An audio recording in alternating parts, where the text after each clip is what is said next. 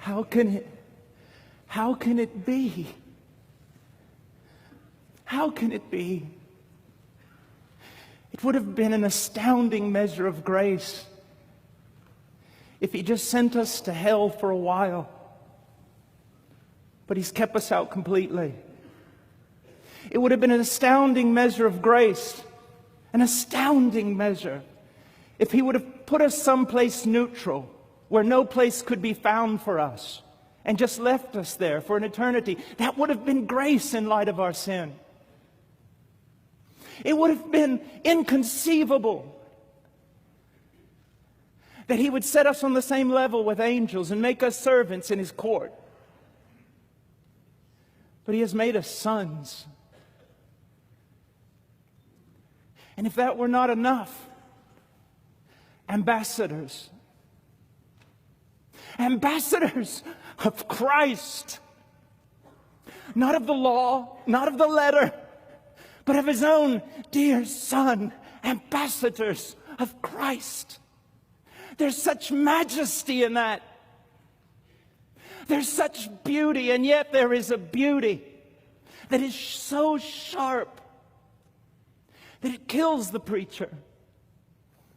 It has the power to disintegrate his mind and shatter his heart in a million pieces. Oh, brethren, you don't need much.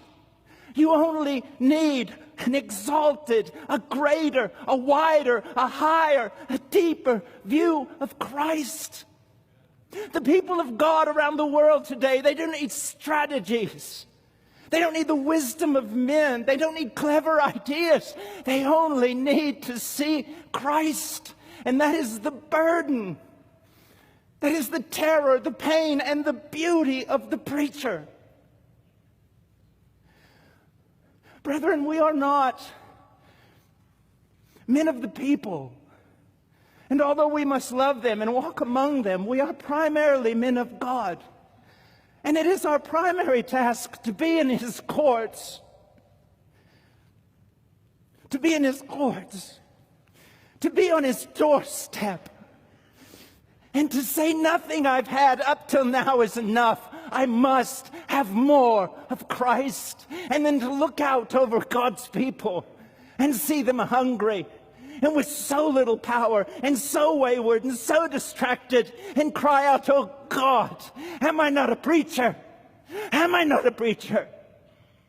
Then consume my heart with Christ, that I might stand before your people, and in the word I proclaim they have a greater vision of him, and in seeing Christ, it is enough.